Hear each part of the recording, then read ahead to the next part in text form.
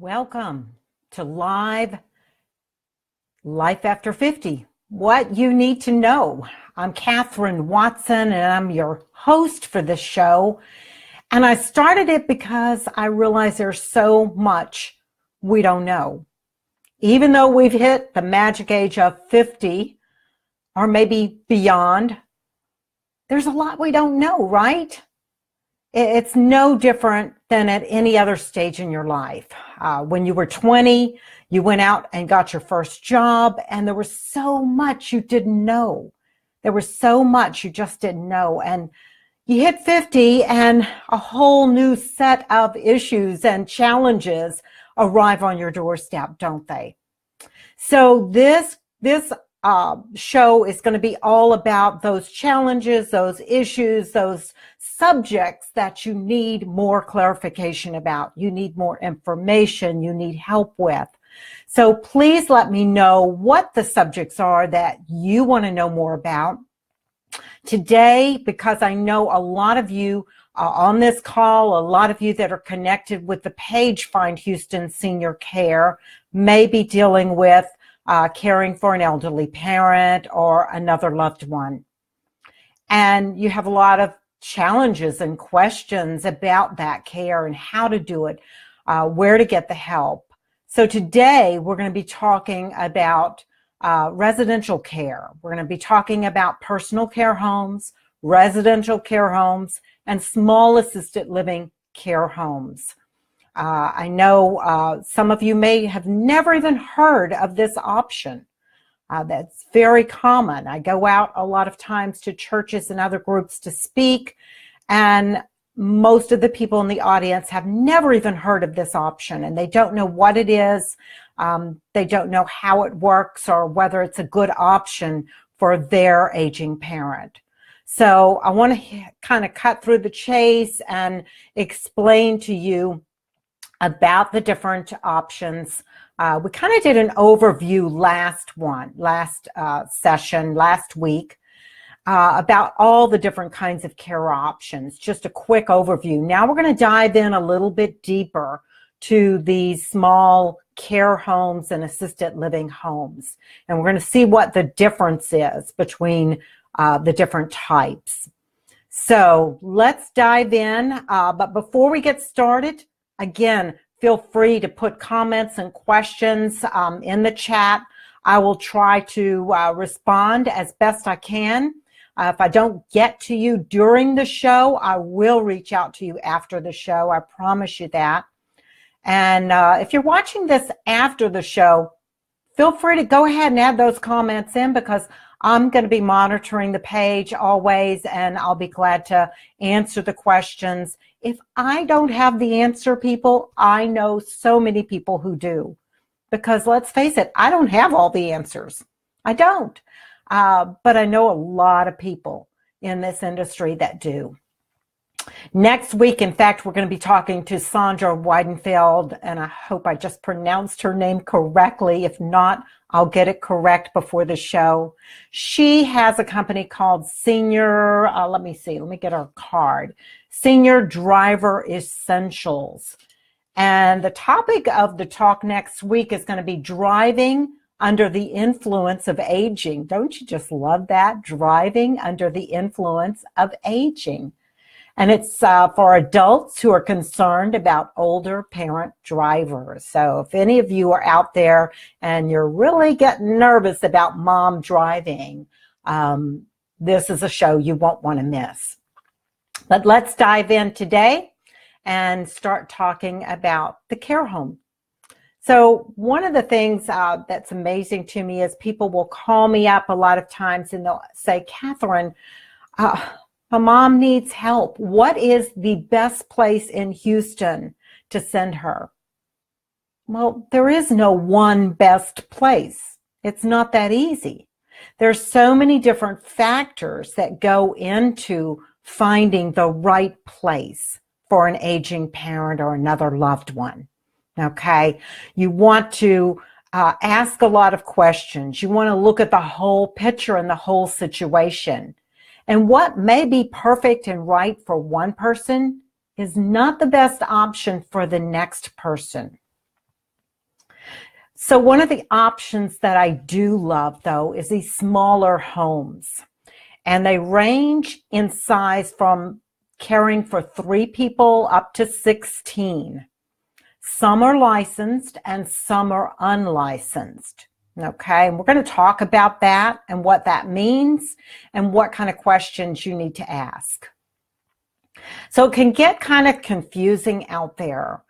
Some of them refer to themselves as small assisted living facilities. Those are always going to need to be licensed. So you want to make sure they are licensed. If they're calling themselves a small or an assisted living facility or assisted living home, then you need to make sure they have a license in place. And you can even go on the state website and check out that license and see, what it says about them, if they've had any violations, if they've had any complaints or problems that have not been solved. So that's one thing you can do. Some of the assisted living homes prefer to call themselves personal care, and that can get confusing. Most people, in this industry, when we think of personal care, we usually are thinking about the 3-bed facilities. And if you are only caring for 3 residents, the state says you don't have to have a license. Now, does this mean they aren't any good? No, absolutely not. There's some 3 beds out there that are excellent. I would not hesitate to put someone I loved in one of these places. There are also some that I've been in that I, quite frankly, would not put my dog in, okay? So you have to do your due diligence. You can't just pick something off of the phone or off of the internet. You need to go out and take a look. Now, I do post a list on Find Houston Senior Care website of care homes, and I have visited all of these homes. So that gives you a level of security, because I have turned down a number of homes that wanted to be on the list. But you still need to do your due diligence. I don't care whether you go to my list or whether you work with a professional. Bottom line is, you're making the choices. It's your choice, and you have to feel comfortable with it. So let's go back. We've got the personal care homes, 3 beds, though sometimes the assisted living homes call themselves a personal care home. And I think the reason they like to use that term is because they want you to understand that they offer a more personalized care for your aging loved one. What does that mean exactly? Well, if you get into a really big assisted living facility, they've got pretty much a set schedule. They've got routines. You have lunch at a certain time, you have dinner at a certain time, you do this at a certain time, you do that at a certain time, bedtime is here, blah, blah, blah, blah, blah. In the smaller homes, a lot of times, not always, but a lot of times, there's more flexibility. So if they know that Miss Ruth really doesn't like to get up early, then they let her sleep in. She doesn't have to get up and be at the dinner table at 8 a.m. for breakfast. That's not her lifestyle. So they have a little more flexibility with things like that. And that can be really, really important with someone who's up in their 80s or 90s. And, they've lived a certain way all of their life. And now you're asking them to leave everything they know behind, move to an assisted living place, and follow somebody else's rules. And let's face it, some of them just balk at that. I know my mother-in-law did. She did not want to follow somebody else's rules. In fact, we had her in 2 assisted living facilities, 2 small residential care home type assisted livings. And the first one was a little bit more rigid with the rules. And she wasn't real happy with that. So the second one we talked to, and they agreed to take her, and they understood that she was not a morning person. She liked to get up later and have her coffee around 9 o'clock. So, and then a little bit of breakfast after that. So they were willing to work with her on that and work with her routine and how she liked to live life. So that's one of the huge takeaways and pieces that I want you to understand about these residential care or personal care or small assisted living homes, is that they have that flexibility. Again, you need to talk to the people who run that home. How do they feel about that? Are they willing to work with your mom? Are they willing to make extra allowances for your dad? What are they willing and what are they not willing to do? Because they're all different.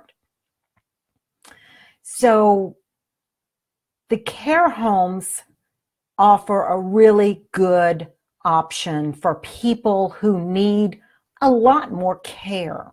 Okay, they've gotten to the stage, for instance, we moved my mother-in-law when she'd gotten to the stage where she definitely needed care around the clock, 24/7. She was in an independent living facility, and it had gone great for about a year and a half. She loved it there. We had a home care company that also came in and supplemented her care at the assisted living. It started out, they came for about 15 minutes a day, twice a day, and then we had to up that as she needed more assistance. She had rheumatoid arthritis and she had dementia. And the combination of the two made it so that she actually had gotten to the point where she couldn't walk. If she tried to get out of her chair, she would fall. And the problem was, because of the dementia, she forgot that. And so guess what? She was getting out of her chair and she was falling. So we needed her to be in a place where people could have their eyes on her all the time. They would watch her. They could see what was happening. They could anticipate and they could see her inching up in her chair, and they would go over and find out, what do you need? Oh, you need to go to the restroom. Let me help you. And that was the beauty of the small assisted living facility. So we chose a licensed one, but I would have just as easily chosen an unlicensed one if it was the right place. The unlicensed ones, the 3 beds, they usually stay pretty full. So when they have an opening, you need to jump on them if it's a good one. And there's some great ones out there. I've got several listed on my website. I think one of them may have, I think Vicky's Place may have an opening right now. We Are Family, I think, is still full. So, but these care homes offer just an extra level of care. So when is somebody not appropriate for a smaller care home or residential care home? Again, the names go together. So if somebody says they're a residential care home, or if they say they're a small assisted living, or if they say they're a personal care, they could all be talking about the same thing. What you need to ask is, are you licensed? Number one. If they say no, and they have more than 3 people, walk out right now, because they're running an illegal operation, and I would not be comfortable with that at all, and I don't think you should be either. Okay? So that's the first question. Are you licensed? If they are, get the license number. Get a copy of the license. Know what you're dealing with. Do your research. The second question you want to ask is, how many residents do they care for? And most of these care homes, I would say the majority of them that are licensed are going to be over 6 beds. So they're usually 6, 8, 10, 12, or 16 beds. And there's benefits to both, and there's different trains of thought on what's the best number of people, and really there isn't one answer. Again, there's no perfect place. There's no just the best place for your loved one. It's all about what their needs are. In the first home that Patty Jo was in, it only had 5 beds, okay? And it was nice. It was comfortable for her. There weren't too many people to have to deal with and communicate with, so that was good. They had the same caregivers for several days in a row, and then they rotated and had a different caregiver. So that was a comfortable situation. It wasn't a new caregiver every day. I think that makes it harder for seniors to, especially if they have a little bit of dementia, to deal with. So the 5 bed was good, but at some point they brought in a lady who had a form of dementia that started early on. She was in her 60s. All of the other residents were in their 80s, upper 80s and 90s. This woman was in her 60s, and she had a lot of behavioral problems. Plus, she was still very mobile, and she wanted to move, right? She wanted to get up and move around, but it was a small home. There were only 5 beds. There were 3 private rooms, and then 1 room with 2 ladies in it. So there wasn't really any space to move around, and this caused her to have a lot of agitation. She was definitely not appropriate for that home. She needed a bigger place. So a 16 bed would have been much better fit for this lady, where she could roam around.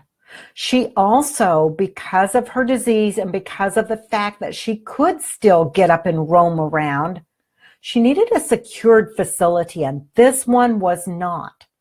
So if you have a loved one who's still very mobile, who could be a flight risk, meaning that they're going to want to get out, they're going to want to go somewhere, they're going to want to escape. If they're in that situation, you need to make sure that the home that you choose is Alzheimer's certified, okay? There's some great ones around town that are Alzheimer's certified. I know Pat Mack down in Clear Lake and Dickinson area. She has several that are 8 beds. That is her model of care. She believes there shouldn't be any more than 8. I know other good ones. Sycamore Creek Ranch up in North Houston has a beautiful 16-bed facility, and it's built where people can move around. They can walk. They can get out. They can move and do things. So it's going to be a better fit. So you're going to want to look at what is the best fit. What are the needs? For my mother-in-law, her need was mostly that she needed somebody to have their eyes on her to assist her if she tried to get out of her chair, because she couldn't walk on her own, but she forgot that. For this other lady, she needed a place where she had the freedom to move around. Sitting all day for a 67-year-old who's still active, who's still physically active, caused a lot of agitation. So know your loved one, know what their needs are, and then it'll be easier to find the right match. You're going to want to go out and look at some different homes, but do not overwhelm yourself. You can go crazy looking at too many places. You may want to reach out for help from an advisor, somebody local though. Don't get somebody on the phone that is not local to this area. You want somebody that if you want to meet with them in person, they'll meet with you in person and talk to you about the situation. And they will take you, if you want them to visit the different facilities and homes. And they can take a history and learn about what's really going on with your loved one. And from that information that you give them, be honest. Tell them everything. If your loved one has severe dementia and they have behavioral problems, we need to know this up front, people. Don't try to hide it to get them in the best place, because it won't be a fit and it will be miserable for everybody. You want a good fit. You don't want to have to keep moving them, right? Every move for a senior, especially a senior that maybe has some dementia, is going to be difficult. It's going to be challenging. So make sure that you get help if you need it. Reach out. There's some great services out there that help you. I know Adrian, it looks like, is on the show today, Adrian Barrera, and he's with Oasis Senior Advisors. He is available to help people. I know there's several other good senior advisors. They're not on the program today, so I'm not shouting out to them, but there's several that are really, really good in the Houston area. So find somebody if you need some help, and talk to them about what your needs are, and go on the Find Houston Senior Care website. Go up at the top bar, it'll say care home list. Just click on that and you'll get a whole list, and that way you can see prices, you can kind of get an idea, you can see pictures, you can call the community directly, or if you decide to work with an advisor, then don't call the communities directly. If you're working with an advisor, work with the advisor exclusively. You're going to get better help that way. They're going to be able to really, because they don't charge you a fee for their work, so you want to be honorable to them by sticking with one advisor. Don't go to 10, because they're all pretty much going to have the same information. Stick with one that you feel comfortable with, and just stay there and get the help you need. So let's see. I think I've covered pretty much. So a personal care home from the industry standard is a 3-bed, but sometimes your larger homes that are licensed will call themselves a personal care home. And that's okay. They can call themselves whatever they want. And what they're trying to tell you is they offer really personalized care. So, and that's important. That's important for a lot of seniors who have a lot of health issues. So, these homes are appropriate for people who usually have multiple health issues, and they need that extra level of care that they're probably just not going to get in the bigger facilities. They're not going to have enough caregivers to be able to take the time to give them that individualized attention that they would get in a smaller home. So take the time to talk to a few, and I recommend that you see no more than 3. And if you're working with a really good advisor, they can narrow it down to 2 or 3 real easy. They will know after speaking with you on the phone for a little while, they'll know what's the best options for you and where you should go. And yes, price is something you have to look at, and you may want to consider a shared room. I know when we were looking for my mother-in-law, my husband absolutely would not consider a shared room. He wanted her in a private room. And after it was all said and done, after she passed away, we talked about it, and the truth was she was never in her room. And we paid a lot more for that private room because we thought she needed that and wanted that. But the truth was, after she got up in the morning, she left her room and she didn't go back until she went to bed. So I'm not sure that a shared room would not have been a good idea. And if you're on a tight budget, you need to be open to sharing a room. The truth is, what studies have found is that a lot of people get along a lot better in assisted living when they share a room with somebody else. It can be kind of lonely at night in there by yourself. And this is a great option. So get out there, get the information you need. Next week, we're going to have Sandra Weidenfeld on with Senior Driving Essentials, and we're going to talk about when mom is still driving. And I know with my parents, we kind of were concerned a lot of times. I laughed. I called them Mr. and Mrs. Magoo. But it is scary. It is challenging when you've got an aging parent that you think maybe shouldn't be driving anymore and you're not sure what to do. So we're going to discuss that at length next week with Sandra. We're going to look at different options, different classes you can take from AARP and AAA, have some classes. And then another program that Sandra's company offers that might even be a better fit for you. So I'm ready to share lots of information with you and bring in some experts to share more information with you each and every week. So please feel free to reach out, comment, ask questions, tell me what you're needing, tell me what information you want, and I'll be glad to share that with the group. Thanks so much for joining, and I'm glad for those of you who could be on the live call today. Thank you for joining, and for those of you who are watching later, come back.